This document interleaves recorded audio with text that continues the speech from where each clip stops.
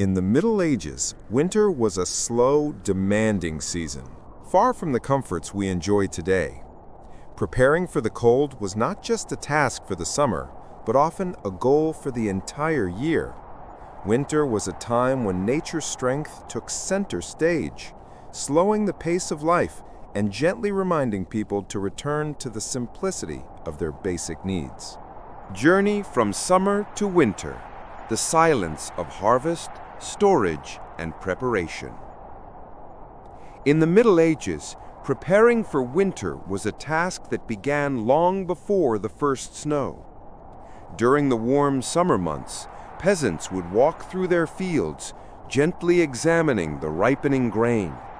They would press the heads of the wheat between their fingers, feeling the fullness and weight.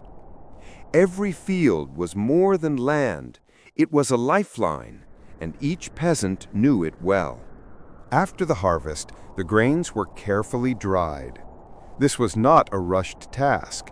Each day the grains were turned in the sun, slowly losing every trace of moisture. Any dampness could bring mold, and a single mistake might threaten the family's food for the entire winter. So each movement was measured, every step taken with patience. Once the grains were dry, the storage process would begin. Small pits near the home were prepared, lined with soil, straw, or clay. First, the pits were ventilated, then left to cool. The grains were placed carefully in sacks, and small stones were set on top as markers. These stones may have seemed ordinary, but they held the key to the family's survival. One stone marked the new grain, another the old. Though this system was familiar to every peasant, it was observed with care each year. Nothing was feared more than running out of grain during winter. And so the storage was done slowly, deliberately, with quiet reverence for the season ahead. The arrival of cold, the first snow, the first silence, and the shrinking of daily life. When the first snow of winter fell, everyone in the village, slaves, peasants, and craftsmen alike, felt the world slow down. Even the falling snow seemed to float gently, as if time itself had softened. Life inside homes became smaller, quieter. The cold that crept under the doors carried the stillness of the outdoors into every room. Most medieval homes had just one room. This single room was both kitchen and bedroom. A small hearth near the center of the room provided warmth. Its fire sent up gentle smoke, creating a soft haze inside, while over time the smoke also strengthened the wooden beams. With winter's arrival, people spent more time indoors. The cold, snow, rain, and mud made work outside difficult. Inside, life slowed down. Families gathered around the hearth in the evenings. The gentle crackle of the fire mixed with the whisper of the wind outside. Wool was spun, small repairs were made, and daily life continued in quiet, measured rhythms. Even in its monotony, there was a gentle, comforting order to it. Winter food management, making do with little, consuming slowly. Winter was a quiet, slow-moving season. Food had to be carefully planned. Time seemed to stretch, and supplies needed to last until the snow melted. Families did not rush their meals. A sense of patience and restraint became part of sitting at the table. Daily meals were simple: porridge, soups, plain bread, and sometimes lightly salted dried meat. Meat was a rare treat, reserved for special occasions. The plan for the long winter was simple: eat little, make it last. Dried legumes like lentils and peas were essential. They lasted a long time and were eaten slowly with care. Grains were treated the same way, measured and savored. Dried fruits, especially apples and plums, were kept in baskets. As winter went on, they softened and lost some of their aroma, yet they were still eaten for their nourishment. Honey, if there was any, was a treasure. It was used sparingly, often in sweetened drinks or remedies. Its value made it more like medicine than a simple ingredient. In this slow rhythm, the family survived the cold months. Every bite was mindful, every moment quiet, and the winter passed gently, day by day. Life inside the home. Crafts, repairs, and endless evenings. During the cold days, outdoor work slowed, and the home became a world of its own. The pace inside was gentle, unhurried. Rushing often meant wasting precious materials, so every movement was careful, deliberate. Families spent long hours on quiet tasks. Wool was spun, slowly twisting and winding through the fingers. This could take hours, sometimes even days, filling the home with a soft, repetitive rhythm. Old clothes were mended. Holes were patched, worn fabric carefully repaired. Clothing was treasured, and nothing was wasted. Baskets were woven from willow branches, used for carrying grain or organizing items around the house. Tools were repaired as best as possible. Broken handles replaced, metal parts restored. The slow rhythm was also shaped by the short daylight. With long nights and brief days, work had to be divided into small stretches. Yet in this quiet, measured pace, life inside the home had its own comforting flow, and the winter evenings passed gently, one by one. The importance of heating and fire. Wood, coal, and limited resources. Winter brought its own quiet challenges, and one of the most pressing was warmth. In the Middle Ages, wood was precious. If it burned too quickly, the winter could become dangerous. Fires were kept small, and when they needed to be rekindled, the charred pieces were gently blown on, coaxing the flames to life once more. Besides wood, peat and even dried animal dung served as fuel. They burned slowly and produced more smoke, yet families used them carefully, for fuel was scarce. The hearth, the home's only source of warmth, was also the heart of social life. Families gathered around it, sharing long, quiet evenings. The soft glow of the fire, the gentle crackling of the flames, and the warm light filled the home with comfort. These evenings passed slowly, yet they were treasured moments of togetherness in the cold, dark season. The role of the village community: sharing, bartering, and enduring together. Winter was not only a personal challenge, but also a season that revealed the strength of community. In the village, neighbors quietly helped each other. If one family ran low on firewood, another would share, knowing that when summer returned, the favor would be returned. Bartering became a gentle rhythm of winter life. Extra legumes might be exchanged for handmade goods, and these simple trades created quiet connections between families. Monasteries, too, offered warmth and support. Surplus food was shared, warm soup was provided, and those without shelter could spend the night safely. In this way, even in the coldest months, people found comfort in togetherness, their lives quietly intertwined. Illness and healing. Medieval medicine in the struggle against cold. Winter was not only a season of cold and scarcity, but also a time when illnesses quietly increased.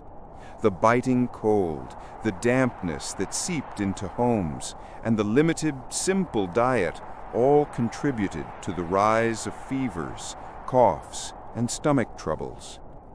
Medical knowledge in the Middle Ages was modest. Physicians were rare, and most families relied on simple remedies passed down through generations. Healing herbs were carefully gathered, often dried in the summer sun to be used during the long, harsh winter months.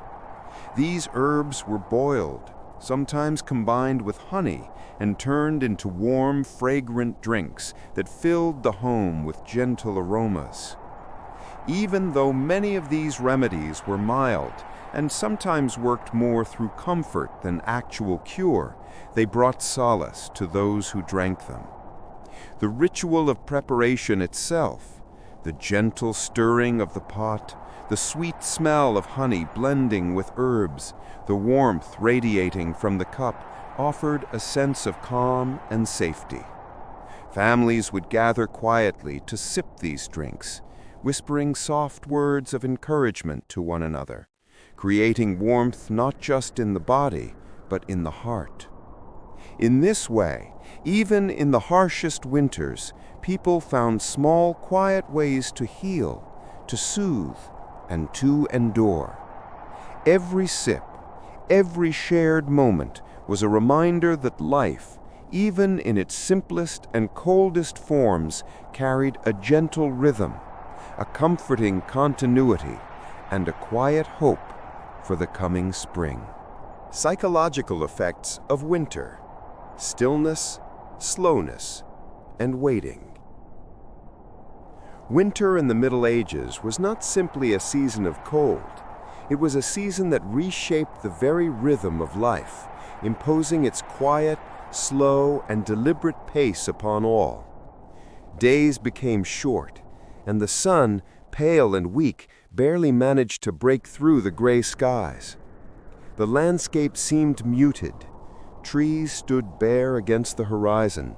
The earth was frozen, and snow, when it fell, covered the village in a soft, silent blanket.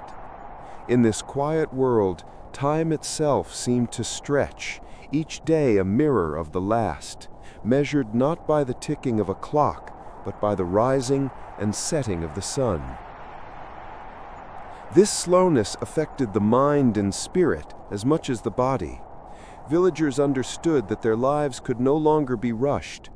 To attempt it was to invite mistakes, waste, or hardship. Patience became a necessity, and waiting a skill. Families adapted by finding ways to occupy both hands and minds, weaving comfort and meaning into the slow cadence of life. Evening brought the hearth to life, a small flame at the center of every home, casting a warm glow against the dark, rough-hewn walls. Around this fire, families gathered, drawn not only by warmth, but by the human need for shared experience. Elders spoke softly, recounting stories of legendary heroes, of distant lands, and the deeds of ancestors whose wisdom had guided the village through previous winters. Each story was paced with care, spoken slowly so that the mind could follow and the heart could settle. In the flickering shadows, children imagined themselves walking through enchanted forests or standing beside courageous knights, even as the cold pressed against the walls. The rituals of daily life provided structure for these long nights. Simple tasks, mending worn clothes, sewing patches, spinning wool, weaving baskets, were done slowly, almost ceremoniously. The repetition, the rhythm of fingers weaving and twisting fibers created a meditative quality.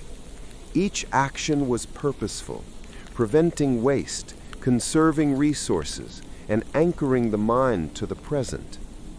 Even seemingly mundane acts, such as stirring a pot of porridge, became a form of quiet discipline and mindfulness. Each motion deliberate, each breath measured. Long winter evenings invited contemplation. Villagers observed frost patterns creeping along the window panes, listened to the wind moaning through narrow gaps, and noticed the faint sparkle of ice on distant tree branches. These quiet observations helped villagers attune to the natural world, fostering a patience and awareness that could not be hurried. The slow passage of time became a teacher, instructing them in endurance, mindfulness, and the small joys hidden within routine and simplicity. Even amidst illness or hunger, these rituals offered comfort and a sense of continuity. Herbal teas, lightly sweetened with honey, if available, were sipped slowly. The warmth spread not just through the body, but through the mind. The psychological weight of the season, the sense of waiting, the monotony, the extended isolation, was eased by stories, work, and the gentle rhythm of shared life. The night stretched, and with it came reflection. Children listened, wide-eyed, to tales of courage and cunning. Adults whispered quietly among themselves, discussing plans for the days ahead or sharing memories of past winters. The fire flickered, casting shadows that danced like spirits across the walls, and the world outside seemed frozen in silence. Within the small, warm home, life continued, unhurried but purposeful, marked by the steady rhythm of hearth, handwork, and shared stories. In this way, winter shaped the mind as much as the body. It taught restraint, patience, and the subtle art of finding comfort in slow, repetitive, and predictable patterns. It whispered to the villagers that life was not always about speed or abundance, but about the quiet endurance of each day, the gentle satisfaction of completing small tasks, and the profound value of togetherness in the face of adversity. By the time the first hints of spring arrived, the villagers emerged wiser, calmer, and more attuned to the rhythms of both nature and human life. Winter, harsh and unrelenting as it was, had left its mark, not as a season to endure, but as a season to understand, to live slowly within, and to find peace in the quiet continuity of daily life. Caring for animals in winter, a patient, quiet duty. As winter's chill settled over the village, the daily rhythm of life shifted in subtle but profound ways. Among the many responsibilities that weighed upon the villagers, one of the most constant and pressing was the care of their animals. The barns, humble structures built from wood and thatch, became sanctuaries against the frost. Inside, the smell of hay mixed with the earthy scent of the animals, creating a sense of life continuing quietly amidst the cold. Every day the villagers would rise with the pale winter light, stepping softly on the frozen ground to avoid startling the animals. Their first task was to inspect the barns, making sure that the straw was dry and evenly spread, forming warm nests for the creatures that were so vital to their survival. Straw was more than bedding. It was insulation against the icy air that crept through the cracks in the wooden walls, a small yet crucial buffer that could mean the difference between life and death. Feeding the animals was a deliberate and careful process. Grain and fodder were portioned slowly, with attention to which animals needed the most sustenance.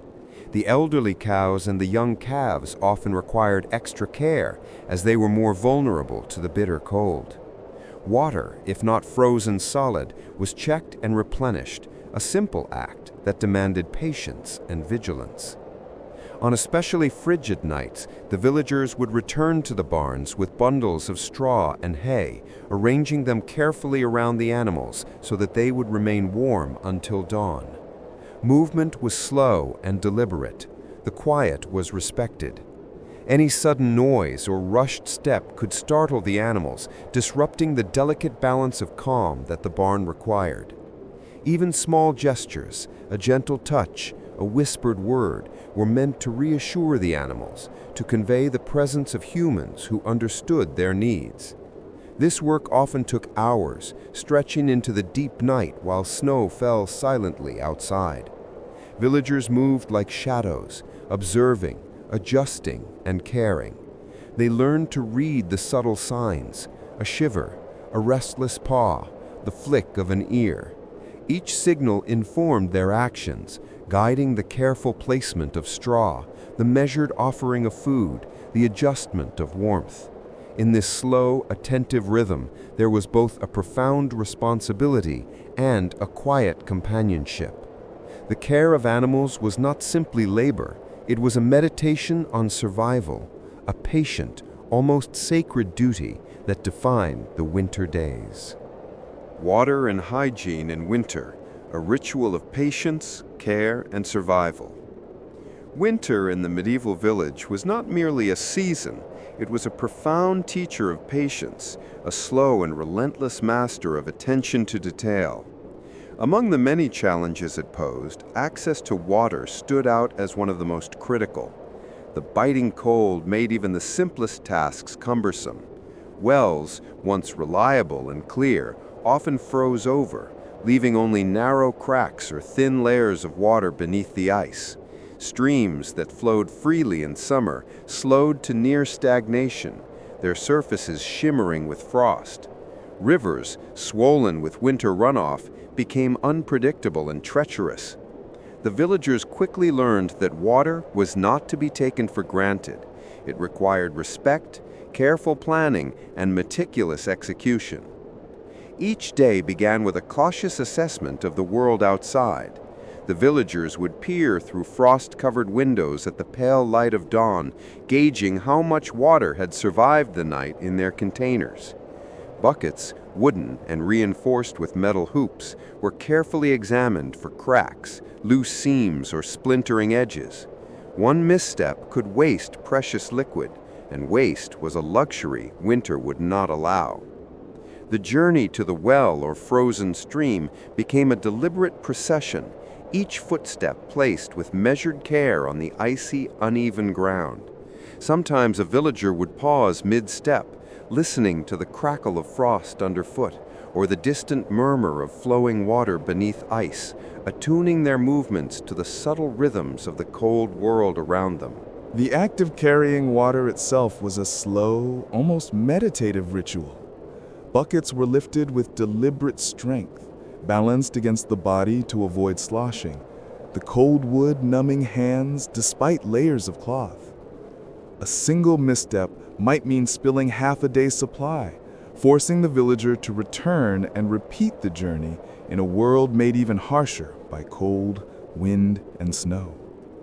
Along the way, children might be sent with smaller buckets, learning the art of patience, focus, and careful observation.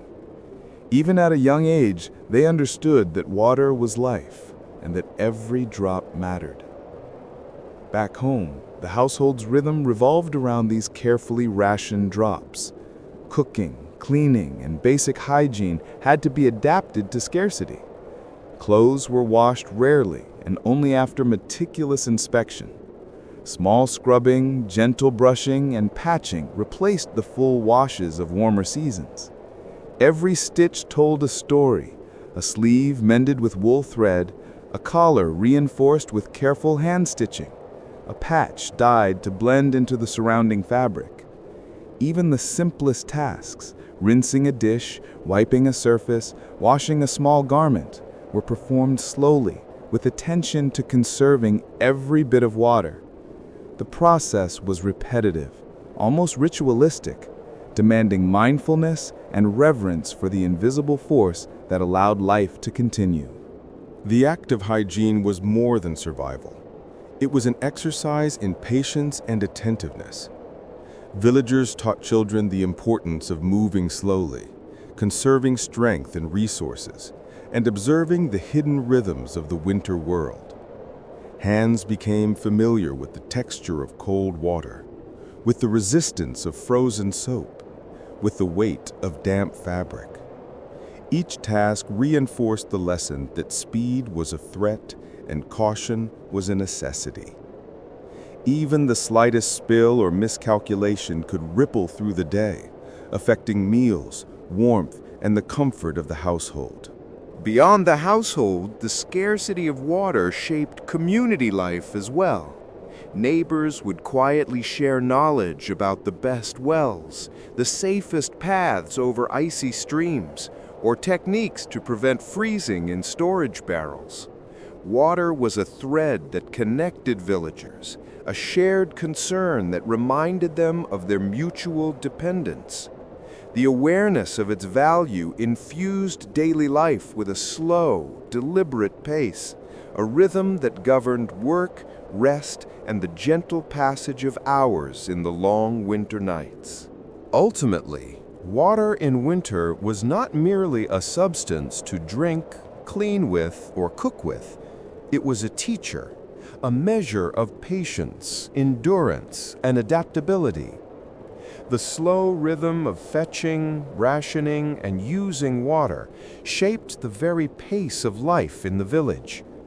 In the frozen months, every chore became a lesson, every careful step a meditation, every drop a reminder that survival depended not on haste, but on mindful action, respect for nature's limits, and a deep understanding of the delicate balance that sustained human life. Winter, in the quiet villages of the Middle Ages, was a season unlike any other. It was a time when the world seemed to slow down, when the usual bustling activities of markets and trade routes diminished almost entirely, and when life, in all its simplicity and survival-driven rhythm, took on a measured and deliberate pace. The village economy, normally alive with the sounds of bargaining, the clatter of carts, and the hurried footsteps of people moving from stall to stall, transformed into something slower, more subdued, and far more contemplative. During this long, cold season, merchants and traders rarely visited the village. The roads, often blanketed in snow and ice, were treacherous and difficult to navigate, making journeys long, uncomfortable, and occasionally dangerous. As a result, markets became sparse and quiet. The few items brought by wandering merchants were considered precious and handled with great care. Villagers could not rely on frequent trips to buy or sell goods. Instead, they turned to one another, practicing the ancient art of bartering and exchange, a system as old as the village itself. Bartering in winter was not a hurried activity. Each transaction unfolded slowly, deliberately, with measured pauses between words and gestures. Families would consider their surplus carefully. Extra firewood stacked neatly outside their homes, dried legumes stored in clay jars, or handmade items created during long evenings spent indoors. Each item represented not just practical necessity, but also thought, labor, and time, commodities that were especially valuable during the cold, harsh months of winter. When neighbors met to exchange goods, the process was quiet and deliberate. Proposals were made softly, and responses were given after careful consideration. No one rushed, for rushing could lead to misunderstandings or poor agreements. Often one family would present an offer and wait, sometimes for several long minutes, observing the other family's reaction, noting subtle signs of approval, hesitation, or concern. These pauses, while seemingly long and silent, were in themselves an important part of the process, a reflection of respect, patience, and mindfulness. The slowness of winter bartering mirrored the overall rhythm of village life during the season. Every activity, from tending animals to drawing water from a partially frozen well, followed a steady, measured tempo. The deliberate pacing of trade and negotiation was not merely practical. It shaped the villagers' understanding of time, patience, and careful judgment. Each exchange, each bartered item was an exercise in thoughtful planning and slow, intentional decision-making. Even the smallest transactions could take a long time. A basket of beans might be traded for a bundle of firewood. A carefully stitched woolen garment might be exchanged for a few jars of preserved vegetables. In each case, the families involved considered not only the immediate utility of the goods, but also the potential needs of the coming weeks. Winter was long, resources were finite, and the consequences of a poorly thought-out trade could linger. Therefore, each agreement was a slow, deliberate act, a ritual of mutual respect and foresight. This quiet economy, this slow and thoughtful approach to trade, reflected the essence of winter itself.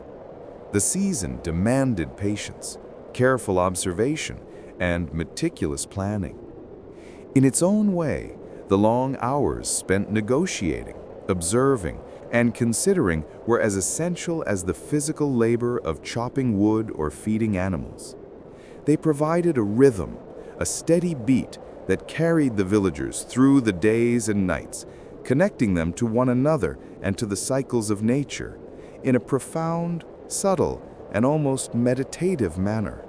In the end, winter bartering was more than a practical necessity. It was a practice of endurance, a slow dance of patience, a quiet meditation on survival, community, and the careful stewardship of resources.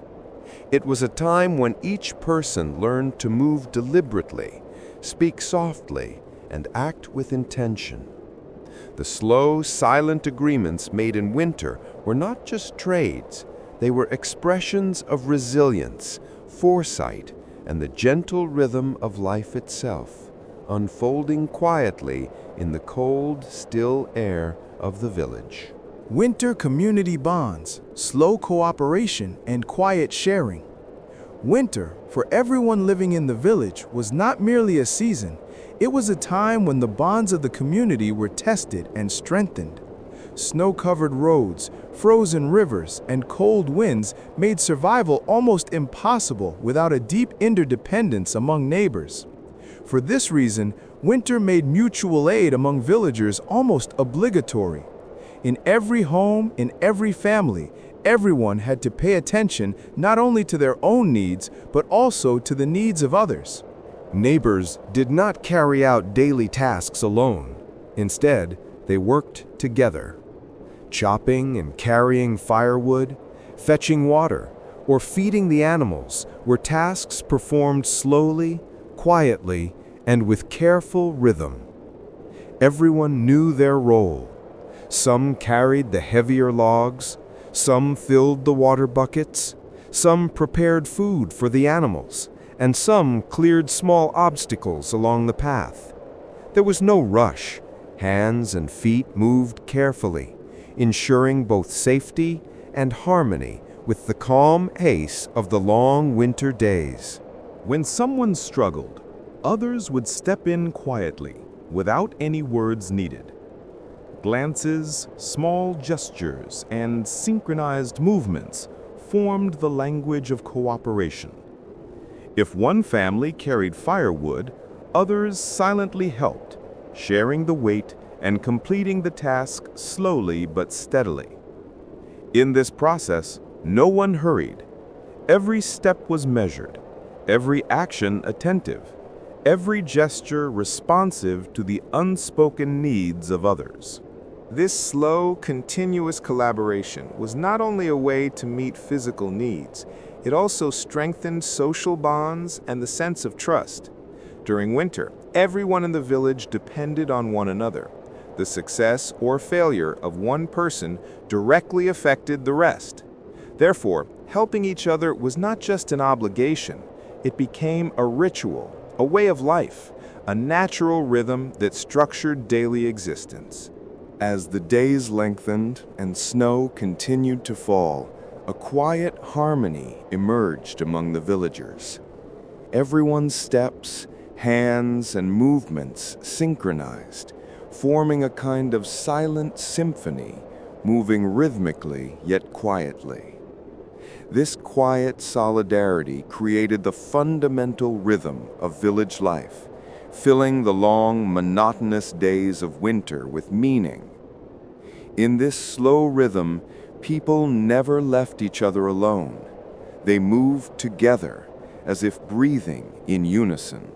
Winter cooperation extended beyond sharing physical tasks. It created emotional bonds as well.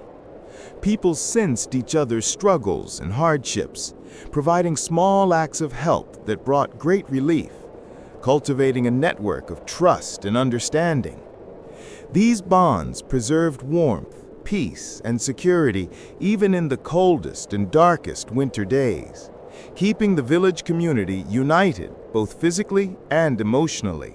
In the end, this slow, quiet, and continuous mutual support during winter was like the heartbeat at the core of village life. Every individual knew they were part of this rhythm. Helping one another became a silent meditation, a daily practice, and a survival strategy. With each quiet step and each shared burden, villagers reinforced their connection to one another, speaking the slow yet powerful language of trust, patience, and community amid the snow-covered village. Winter foods and preservation methods. Flavors stored with patience. Winter was, for everyone living in the village, not just a season of cold and snow. It was the time when the value of food was felt most deeply. Snow, frozen ground, and short days covered the fields, hid pastures, and made it difficult for animals to find food, reminding people that survival depended entirely on careful planning. For this reason, the foods prepared during summer and autumn were considered priceless treasures that nourished both body and soul throughout the winter. Villagers began preparing for winter months in advance. Vegetables, fruits, and legumes were carefully gathered, dried, or turned into pickles. Red beets, cabbages, and carrots were placed meticulously in large jars, with salt and water balanced precisely, and lids sealed tightly to prevent air from entering. Each jar carried value. Each one symbolized the labor of long summer days and the generosity of nature. Meats were salted and hung to dry, with careful attention paid to the balance of smoke and air during curing.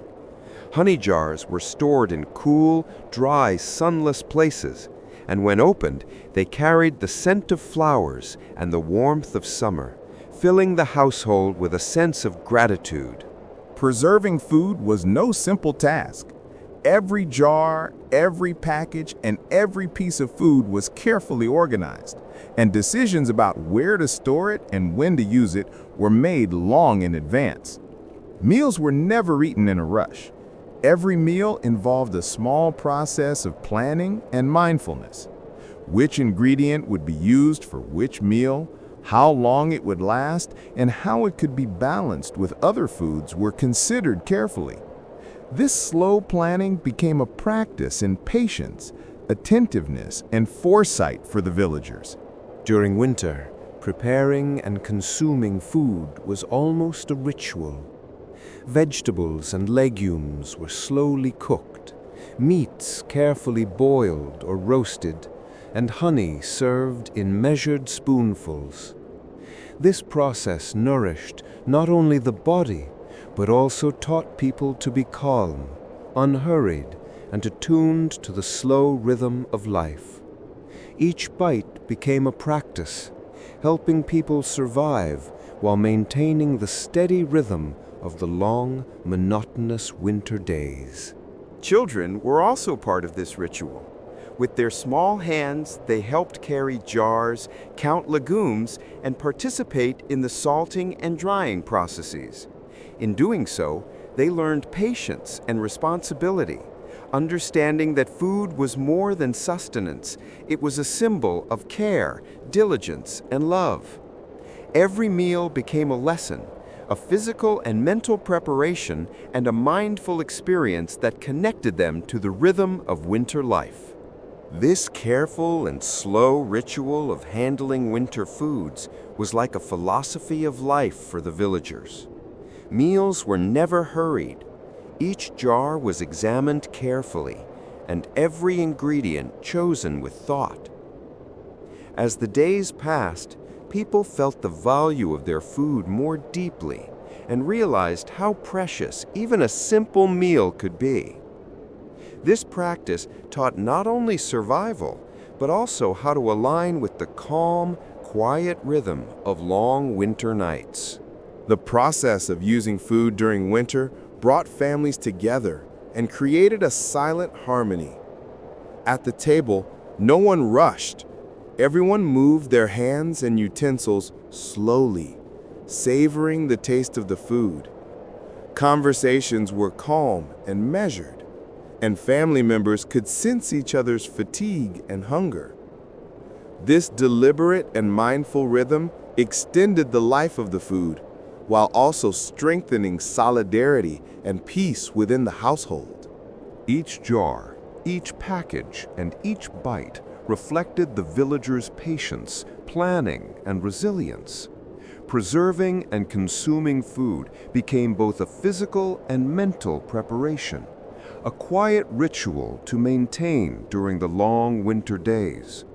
Through this slow rhythm, people adapted to winter physically and mentally, sustaining life's monotony and challenges with security and a gentle, measured pace. The endless warmth of winter nights, stories and traditions. Winter nights were the most magical, special, and tranquil times for the villagers. After a long day of tending animals, preparing food, and doing endless chores, the evening silence slowly drew everyone into the warm and safe confines of their homes. Outside, snow drifted gently onto window panes. The wind whispered through wooden rooftops, and icy breaths were left frozen on the glass. Sometimes the snowstorm was so thick that all one could see was a swirling white cloud, obscuring everything beyond the walls of the village. Inside, the crackling of the wood stove filled the room, carrying warmth and the faint scent of smoke that clung to the wooden walls.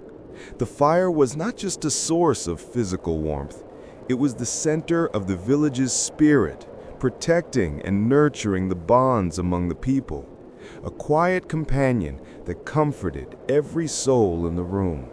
Families and villagers slowly gathered around the fire, arranging chairs, cushions, and old rugs with care. Children stretched their little feet toward the stove, warming them while their wide eyes reflected curiosity and wonder at the elders' faces. Silence ruled the room, not an empty or eerie silence, but one that demanded attention, respect, and presence. Breath slowed, bodies relaxed, and time seemed to stretch, expanding within the room. Hours felt almost suspended, and the storm outside could not disrupt the gentle, measured rhythm of warmth and quiet inside. This stillness created space for thought, imagination, and a subtle wave of peace.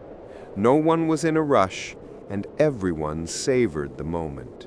The elders took turns telling ancient stories, each carefully chosen to convey the village's history, the struggles of ancestors, and lessons in survival. Some tales spoke of a distant relative's bravery, others of an animal's cunning and the wisdom it offered humans. Each story was told deliberately, with measured words. No sentence was hurried, and every detail unfolded slowly, painting vivid images in the children's minds. In the corners of the room, some children leaned forward, ears tuned, eyes wide, lips parted. Every word became a picture, a sound, and a feeling, intertwining in their imagination. During storytelling, the occasional crackle of the fire and the faint rustle of wood created a rhythm that complemented the narrative. Storytellers paused, allowing the magic of silence to deepen, then continued with deliberate cadence. These pauses heightened the story's impact, inviting listeners to hold their breath and fully absorb every nuance.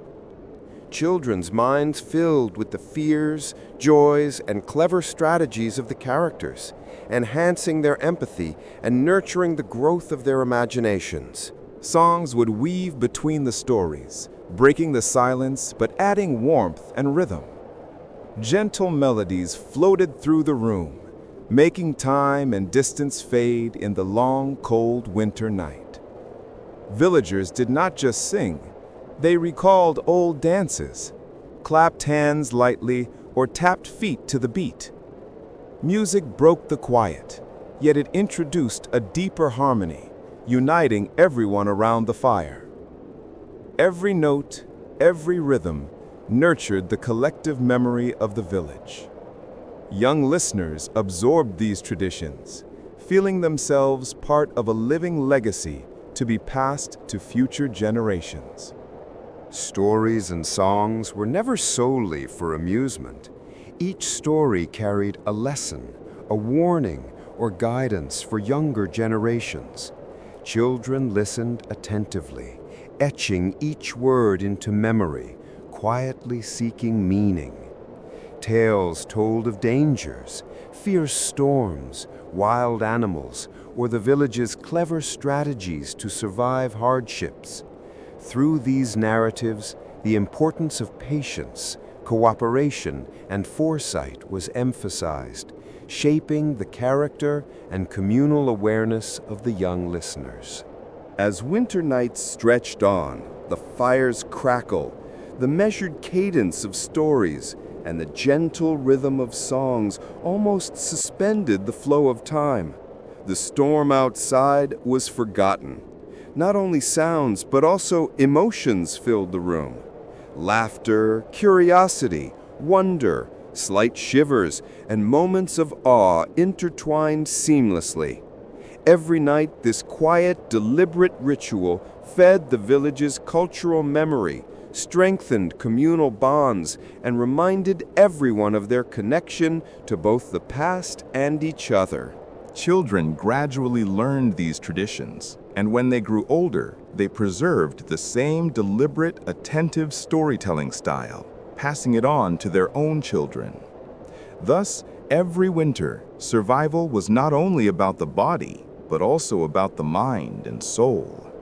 The long winter nights taught patience, attentiveness, and the value of slow living, transmitting a warm legacy from generation to generation through stories and songs.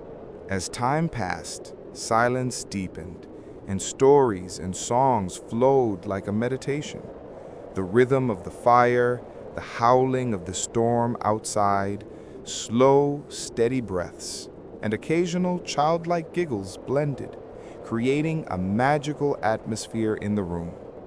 The darkness, cold, and hardships of winter were transformed into comfort and security within this ritual.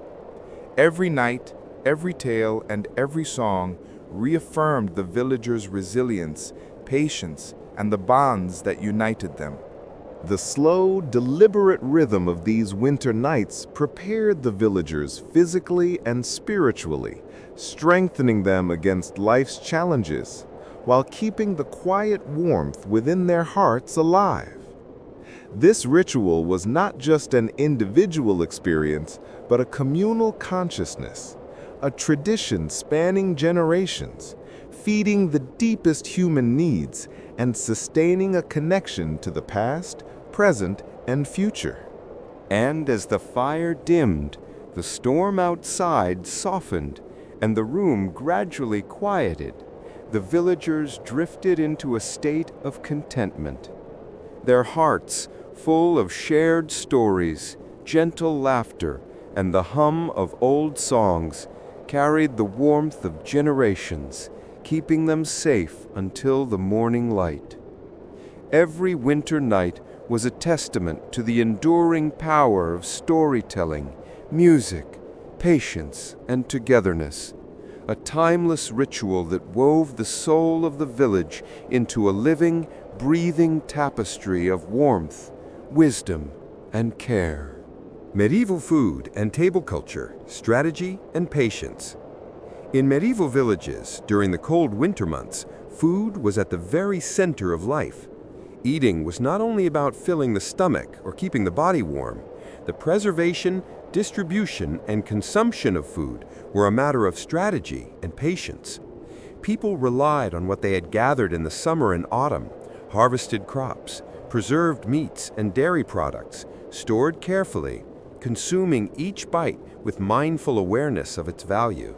Pantries were filled with wooden shelves placed near the hearth, each jar, sack, and bundle arranged with precision. Pickles, prepared from a variety of vegetables, were stored in vinegar or salt to last through the winter. Dried meats, cured in the sun or in special rooms, were sliced into small portions and carefully stored. Each jar or packet was not only food, but also a symbol of planning for the future and the patience required to sustain life.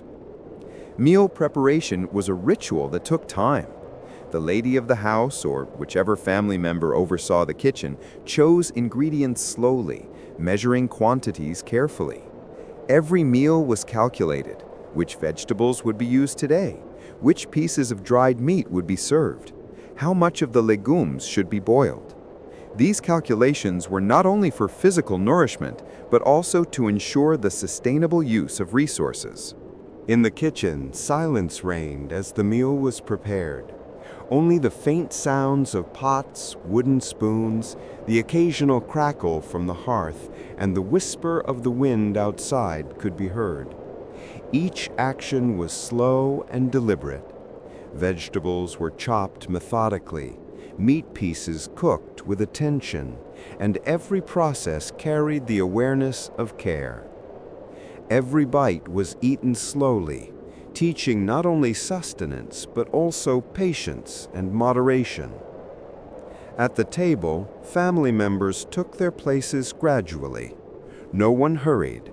They observed one another, moved deliberately, and spoke slowly.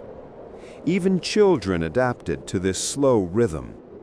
Each bite nourished the body, but also served as a mental exercise in patience. Meals were more than nourishment. They were a social ritual. The table was a place where family, neighbors, and community ties were strengthened. Every meal echoed the wisdom and strategies of previous generations. People learned the value of food, avoided waste, and practiced foresight. Children, over time, joined this ritual, learning to prepare, plan, and behave thoughtfully at the table. Every meal became like meditation, long and calm, nourishing both body and mind.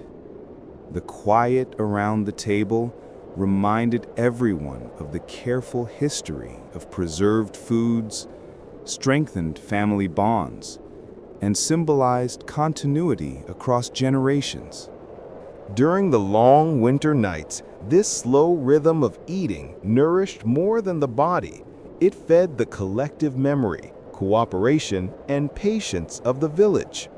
Every meal was a lesson, a story, a strategy, and a meditation. In the Middle Ages, food was not only sustenance, it was the center of a ritual that fed family, community, and patience alike.